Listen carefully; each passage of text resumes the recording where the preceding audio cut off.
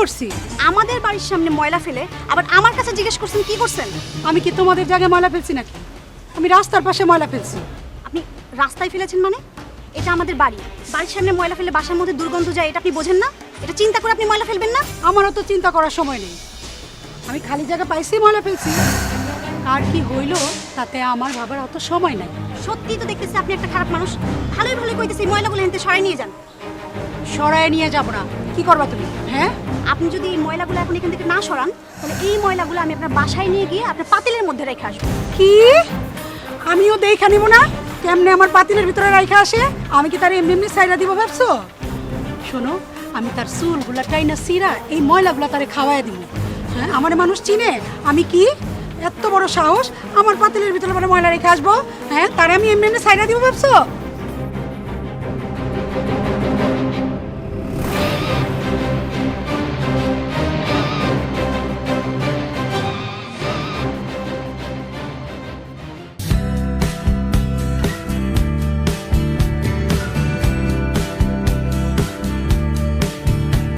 কি ব্যাপার, এত লেট করলে কেন? তোমার কি মন খারাপ কোনো কারণে? আরে ওই যে আমাদের বাসার পাশে সকিনা ভাবি আছে না, বাসা থেকে বের হইতেই তো উনি আমার মেজাজটা খারাপ করে দিল। আরে বাবা, কি হয়েছে আমাকে খুলে বলো। সকিনা ভাবি কি করেছে তোমার সাথে? আর বলো না, প্রত্যেক দিন আমার বাসার পাশে ময়লা ফেলে রাখে। মানুষজনের সাধারণ কমন সেন্সটুকু নাই। আরে এটা কোনো বিষয় হলো? এটা তো কোনো ঘটনাই না, এটা তো সামান্য একটা বিষয়। এটা নিয়ে তো হ্যাম্পার হওয়ার তো কিছু নেই। আরে এটা কি তুমি সামান্য বিষয় বলছো? ময়লার দুর্গন্ধ আমি বাসা থেকে বের হতে পারি না। ছি, কি বাজে দুর্গন্ধ। তাহলে তো খুবই খারাপ কথা। এই মহিলা তো পরিবেশ দূষণ করে। ওকে তো একটা শিক্ষা দিতেই হবে।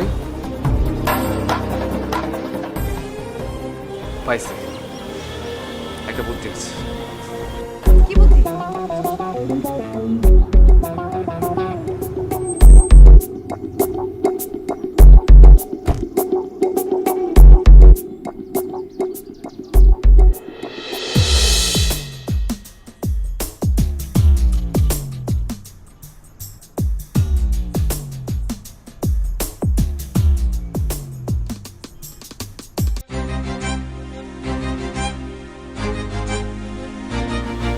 এখানে এখানে ময়লা ফেললো কে?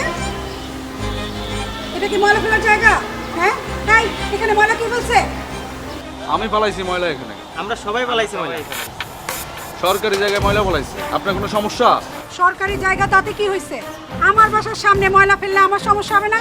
ও আচ্ছা, আপনার বাড়ির সামনে সরকারি জায়গায় ময়লা ফেললে আপনার সমস্যা হয়, আর অন্যের বাড়ির সামনে সরকারি জায়গায় ময়লা ফেললে তার সমস্যা হয় না? আমি কারো সমস্যা করে ময়লা ফেলি না, বুঝছো তোমরা? ও আচ্ছা, আপনি অন্যের সমস্যা করে ময়লা ফেলেন না? আচ্ছা, আমি দেখতেছি।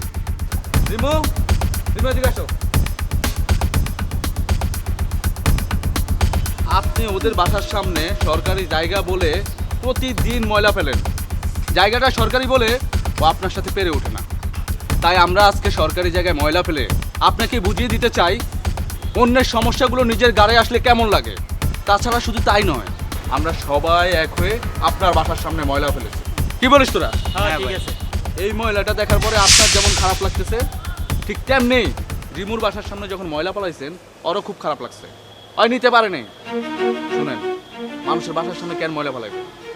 প্রত্যেকটা জায়গায় জায়গায় ডাস্টবিন আছে, আপনি সেইখানে ময়লাটা ফালান। মানুষের সাথে রেষারেষি না করে মানুষকে ভালোবাসতে শিখুন, প্রতিবেশী হিসেবে ভালোবাসতে শিখুন। আপনাদের জন্য কিছু মানুষের কারণেই আজকে রেষারেষি হচ্ছে, একজন আরেকজনকে দেখতে পাচ্ছে না। আপনাদের তো পাশাপাশি বাসা, মিলেমিশে চলুন। দেখো ভাইরা, আমার আসলে ভুল হয়ে গেছে। আমি আসলে এরকম করে ভাবিনি। আমি এখন থেকে কথা দিতেছি, অন্যের ক্ষতি হবে এমন কাজ আর আমি কখনো করব না।